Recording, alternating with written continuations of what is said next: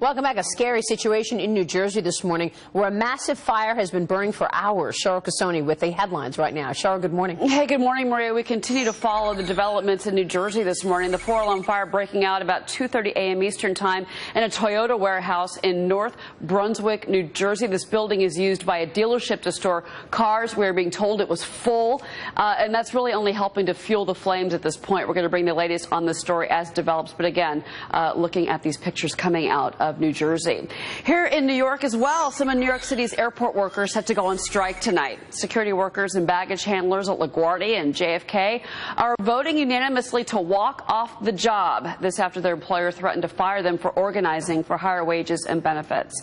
Altogether, more than 1,000 workers plan to participate, hitting travelers flying with Delta, United, British Airways, and others. We'll keep you posted on that. And finally, AT&T's $49 billion buy of DirecTV about to get the green light from regulators, but with conditions. The FCC wants AT&T to expand its fiber optic broadband service, among other things. This massive deal going to make AT&T the largest paid television provider in the country. And, of course, regulators taking a thorough review, as we've talked about repeatedly, about this deal. But now the companies can move forward. And it's a real game changer, really, for consumers at this point. It's a big deal. The consolidation in telecom has been really moving quickly, Sandra. And tough to stay on top of. I mean, really. But Comcast has to do something now in reaction. That's why, you know, Comcast was going after Time Warner Cable. That didn't happen. AT&T DirecTV goes through. Yeah, and what are they saying about how this is going to affect the consumer environment? I mean, because, you know, you get all this consolidation, less competition,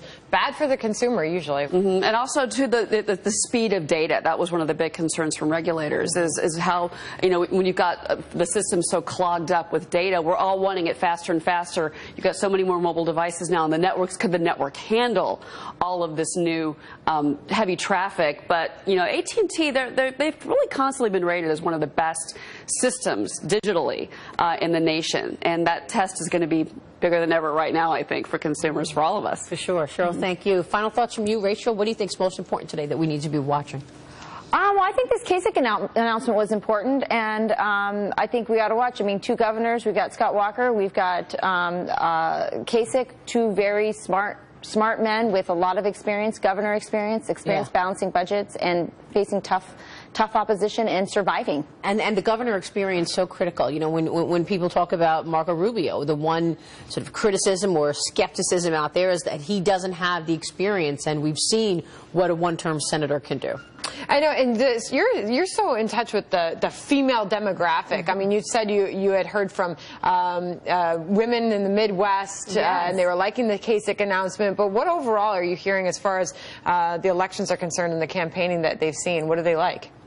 I think they want somebody who can get things done, somebody who's going to make them feel safer abroad. But I do think there's something that Kasich tapped into, which was this, he reframed this conservative, compassionate thing, but it wasn't sort of rejecting free markets and entrepreneurship and the things that we know make America grow and be stronger.